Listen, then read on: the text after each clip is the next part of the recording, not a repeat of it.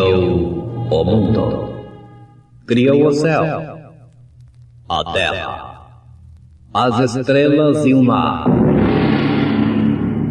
E Deus fez o homem e deu a ele a fé, a esperança para se reencontrar nos momentos mais difíceis.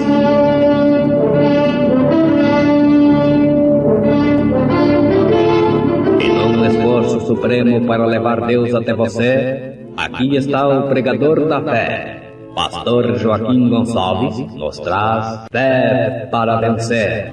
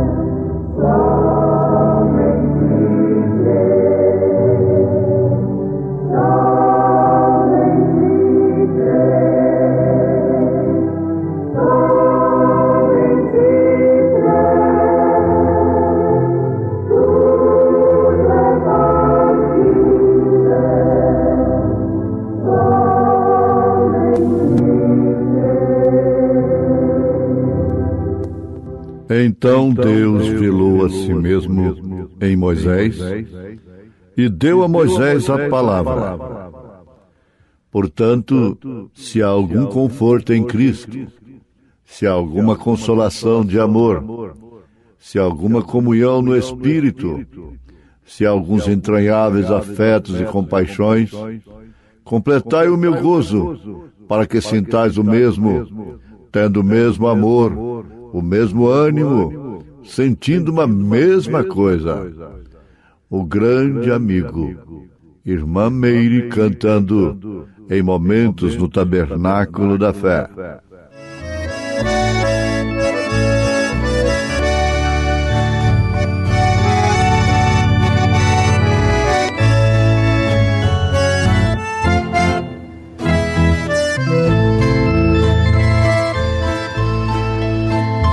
Grande amigo não deixa o outro passar, fome e sede ele tendo pra ajudar. Um grande amigo não deixa o outro sofrer, com um problema ele podendo resolver. Um grande amigo dá a vida pelo outro, sem calcular o valor que ele possui.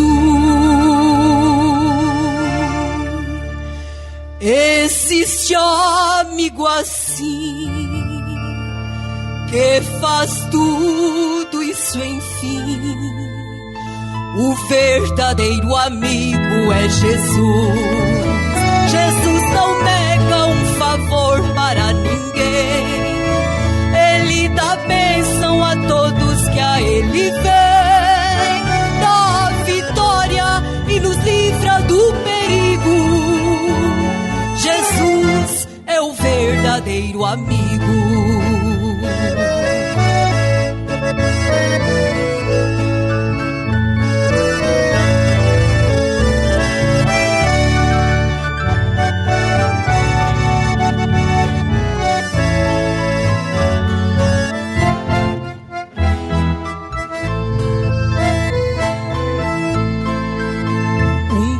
Amigo não deixa o outro gemer, com uma dor ele podendo resolver.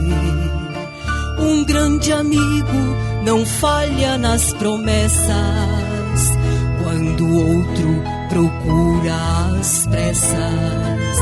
Um grande amigo pelo outro tem amor, derrama o sangue se necessário for. Existe amigo assim, que faz tudo isso enfim. O amigo é Jesus, meu Salvador. Jesus não nega um favor para ninguém. Ele dá bênção a todos que a ele vem. Dá a vitória e nos livra do perigo. Jesus é o verdadeiro amigo. Jesus não nega um favor para ninguém. Ele dá bênção a todos que a ele vem. Dá a vitória e nos livra do perigo. Jesus é o verdadeiro amigo.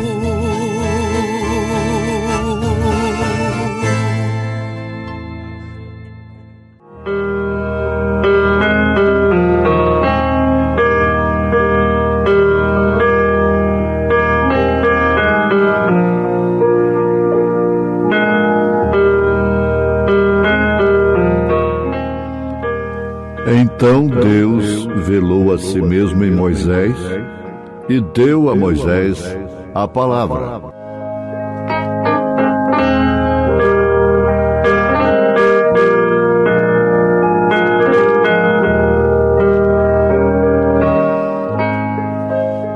Ouvintes, a mensagem O Desvelar de Deus, que é mais uma mensagem tremenda do profeta desta era,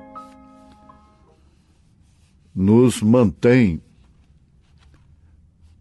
plenamente conscientes através do que aconteceu lá no deserto com o povo de Deus, com Israel. Nos mantém plenamente conscientes do que é este verdadeiro Deus. Não se pode ter uma noção verdadeira do nosso Deus, a menos que esse Deus nos seja revelado, seja desvelado para nós. Ninguém jamais pode conhecer a Deus, ao Senhor Jesus Cristo, a não ser pelo Espírito Santo. Isso aí deixa de lado toda especulação teológica, dogmática, religiosa, porque, na verdade, não conhecem a Deus e jamais o conhecerão por estes meios que os homens criaram. Agora, uma das maneiras principais de estarmos conscientes de quem é este verdadeiro Deus, o qual invocamos, adoramos, é, sem dúvida alguma, começar do Gênesis e ir até o Apocalipse. E ninguém pode fazer esta viagem sozinho e ser bem-sucedido sem um profeta de Deus. Muitos dizem, pois bem, é tão boa esta mensagem, tão boa esta pregação, mas quando fala neste profeta, isso já é um sinal de separação de Deus. Você pode olhar através das Escrituras que todos que estiveram separados em espírito dos profetas, consequentemente estavam separados de Deus. Todos que ficaram separados dos apóstolos, consequentemente ficaram separados de Deus. Agora, Do Gênesis ao Apocalipse, nós temos partes, pontos muito sobressalentes, como seja o livro de Êxodo, que quer dizer saída. No caso bíblico, saída do povo de Deus, de Israel, lá do Egito. E nós já aprendemos, de uma maneira simples, porém profunda, que 2 homens dos que saíram lá do Egito, 2 homens apenas, Josué e Calebe, entraram na terra prometida. Bem entendido, dos que saíram. Havia muita gente no tempo de Josué e Calebe? Sim, perfeitamente. Mas nenhum dos que saíram do Egito estava lá com eles. Guarde somente Josué e Calebe. Dos que saíram lá do Egito, mas o resto, todo mundo morreu. Quase 3 milhões de pessoas. E por que morreram? Por que ficaram separados de Deus? A coisa começou lá no Egito ainda. Aquilo já estava no embrião. Nós já focalizamos, já nos alertamos aqui que Josué e Calebe não precisavam de mais sinais. O povo, os murmuradores, precisavam de sinal em sinal, de etapa em etapa.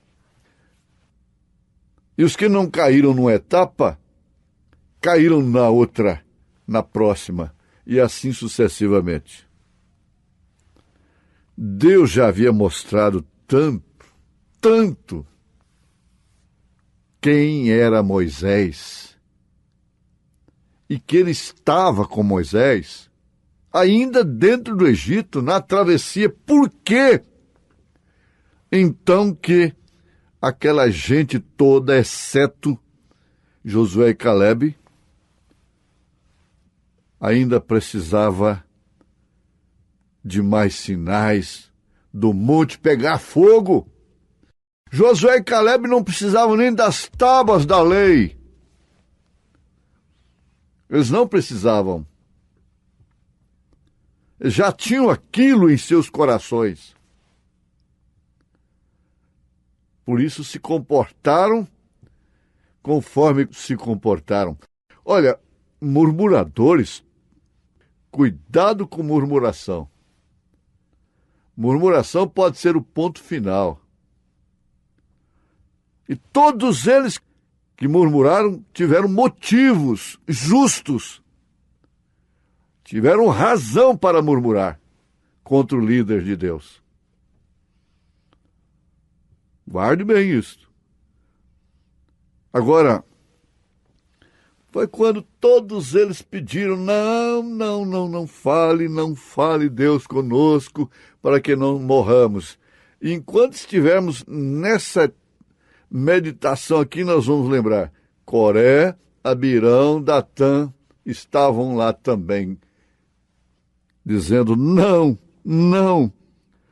deixe que Jeová fale conosco, porque senão nós morreremos. Então Deus teve que ser velado. Então Deus velou-se a si mesmo em Moisés e deu a Moisés a palavra, para que Moisés transmitisse aquilo para o povo. Olha, isso é grande demais. A Bíblia não fala com o povo mais. A Bíblia não fala. Se a Bíblia falar, a pessoa morre. Se ela fala, ela morre. Ou morre para o mundo, ou morre para Deus. Você pode ver aí como é que pode esse mundo chamado evangélico, bíblico, não crer na Bíblia. A Bíblia não fala, arranja intérpretes conforme suas próprias concupiscências. Não fala através de Atos 2:38. A Bíblia para eles é só Mateus 28:19. Só que não tem uma sequência. É um termo isolado. O cumprimento de Mateus 28:19, a concordância, está em Atos 2:38, referências e prática da igreja até 300 anos depois de Cristo. A Bíblia não fala com as mulheres sobre cabelo, sobre roupa, sobre pudor. Não fala. Precisa de profeta. Oxalá que eles gritassem a uma: não fale conosco. Um jornal batista nos Estados Unidos soltou uma reportagem no seu periódico, num certo dia, que o irmão Branham, o profeta desta era, estava almoçando com o diretor do jornal batista. Estava em manchete: precisamos de um profeta para retornar. E o profeta estava almoçando com ele. E ele não sabia. Agora, se tivessem a consciência disto, gritariam todos: não fale Deus conosco. Fale com o seu profeta e ele nos fale. Moisés cumpriu-se em Jesus, pessoa física de Jesus. Josué cumpriu-se na descida do Espírito Santo. É o Josué. E o Caleb está onde? Tudo representa um corpo. Tudo representa um ser. E todos representam o mesmo ser. Em sua manifestação, Moisés, Cristo, Jesus. Josué, Espírito Santo. Caleb, os que ficam com o Espírito Santo. Agora eu pergunto para vocês, é muito fácil entender isto. Você entra num ambiente, lá tem uma placa, é proibido fumar aqui. Você sente até mal com o cheiro do tabaco, da fumaça. Você nunca fuma, nunca fumou ou foi liberto disso? Aquela lei, às vezes ainda põe o número da lei, quando é logradores públicos. O número da lei municipal, ou estadual, ou federal, seja o que. Aquela lei não existe para o não fumante. Aquela lei é só para o fumante. Não existe lei para o verdadeiro nascido de novo, para o cristão. Por quê? Como Josué e Caleb, eles não precisavam daquelas pedras. Não precisavam daquele fogo no Monte Sinai. Mas a luz é boa demais. Onde se consegue isto? É entre quatro paredes? Para sustentar um sistema humano, religioso? Uma tradição religiosa? Não. A Bíblia não fala com o povo. A Bíblia não fala com as mulheres. A Bíblia não fala com os homens. Não fala com os pastores. Com os intérpretes da Bíblia. segundo Timóteo capítulo 4. Doutores amontoados para si, conforme suas próprias concupiscências. A Bíblia não fala. A Bíblia está muda. O profeta de Deus é a boca de Deus na terra, e Laodiceia está vomitada da boca de Deus, porque ela o rejeita. O profeta fala sempre a poucos, não a todos. Você pode ver a Bíblia que um profeta não fala a todos, mas sim a poucos, a alguns. Isto quer dizer, ele não é crido, não é ouvido, não é obedecido por todos, mas por alguns. Agora, quando se fala de poucos, você deve sofrer uma sensação de segurança e de gratidão por dentro do seu coração, porque você está entre estes poucos. Muitos chamados, poucos escolhidos, poucos que têm ouvidos para ouvirem o que o Espírito diz. Cada um se rege pela Bíblia, a sua maneira, interpreta por sua própria maneira, funda. É a coisa mais fácil que tem, é fundar uma igreja. A coisa mais fácil que tem. Fazer um estatuto, fazer regimentos, fazer um catecismo, uma norma de crer. E cada um faz dela o que quiser. É isso que está acontecendo.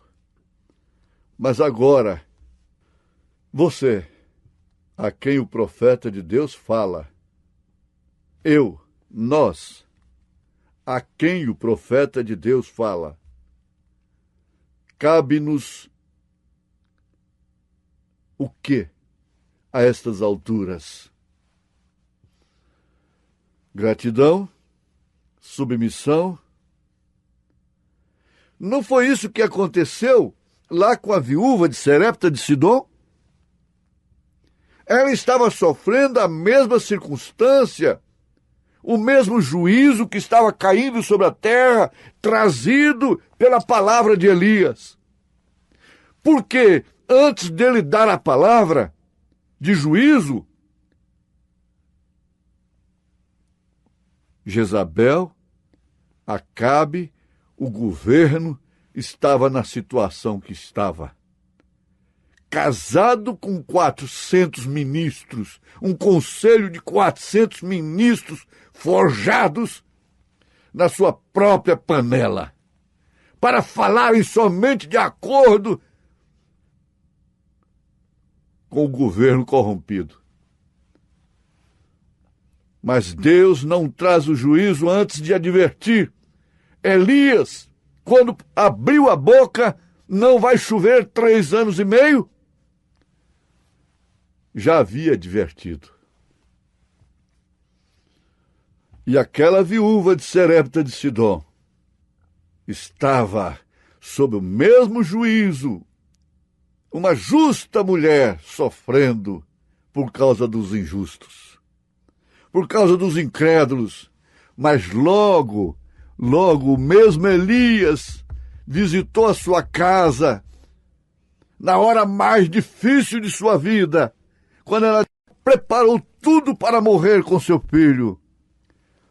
E ali, o seu azeite foi multiplicado com sua farinha e veio a ressurreição dentro da sua casa. Dê glória a Deus, em nome de Jesus Cristo. Amém.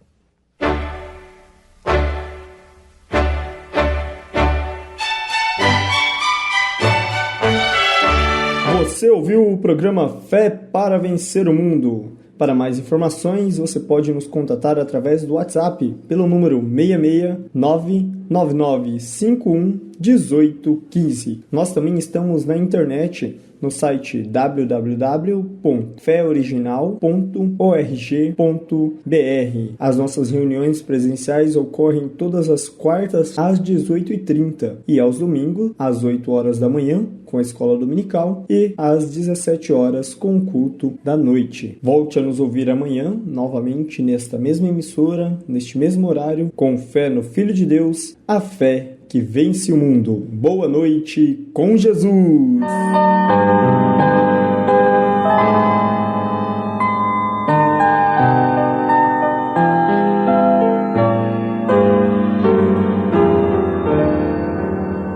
Do alto de um rochedo, a fonte amiga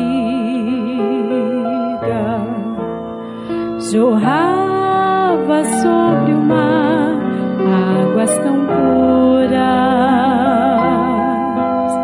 e o mar imenso e rico lhe dizia: que podes tu me dar, pobre criatura? E a fonte de água límpida e serena, humilde respondia com ternura: bem sei que tens grandezas, tem riquezas, mas dou-te o que não tens, dou-te doçura. Se a vida é um mar de amargura que ao desespero conduz, a fonte amiga que jorra a paz e a doçura é Cristo Jesus.